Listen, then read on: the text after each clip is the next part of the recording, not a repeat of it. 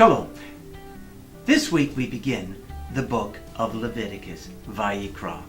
Vayikra is also the name of this week's Torah portion. Now, much of the book of Leviticus is about the various kinds of sacrifices and offerings that were to be brought to the Mishkan, that is, the tabernacle, and later on to the temple in Jerusalem. Now, among the kinds of sacrifices and offerings that are mentioned in Leviticus are the Olah, the burnt offering, the Mincha, that is the meal offering, the Chatat, the sin offering, the Zevach Shlamim, the sacrifice of well-being. Now, most of these sacrifices and offerings were to be brought by individuals. However, in chapter 4, we read about a sacrifice that was to be brought by the entire community of Israel. Let's take a look at it. If it is the community leadership of Israel that is erred, and the matter escapes the notice of the congregation, so that they do any of the things which by the Eternal's commandments ought not to be done, and they realize guilt, when the sin through which they incurred guilt becomes known, the congregation shall offer a bull of the herd as a purgation offering, and bring it before the tent of meeting.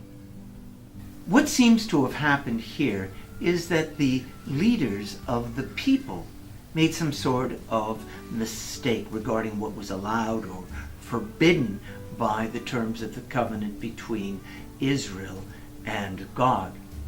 The people, following the instructions of their leaders, erred and were in violation of the Torah.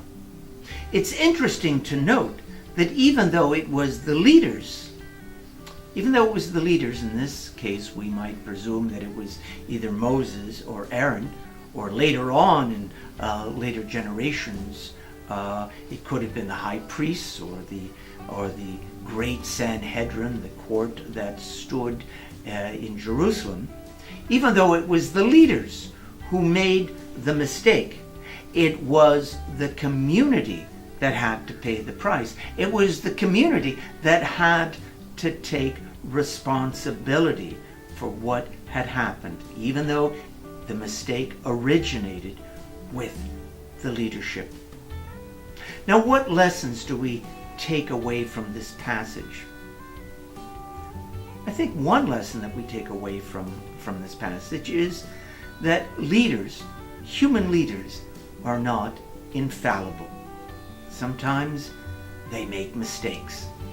Every leader is subject to the whole array of human frailties. Every leader has emotions and temptations and thoughts that might cloud their judgment. The second lesson that comes to my mind is that leaders need to acknowledge these human frailties. The third lesson is that we, the followers, those who are being led, must appreciate just how hard it is to lead others.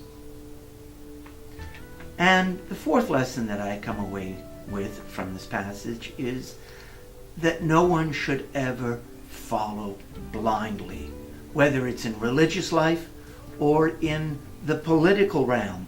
We should always ask questions. We should always take an interest in the issues facing the community.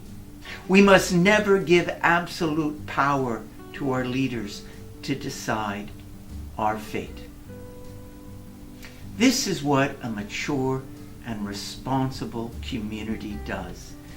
There is a shared responsibility for what happens in the community that is shared between leaders and those who are led. Well, I hope that you will read this week's Torah portion and come to your own conclusions. Shabbat Shalom.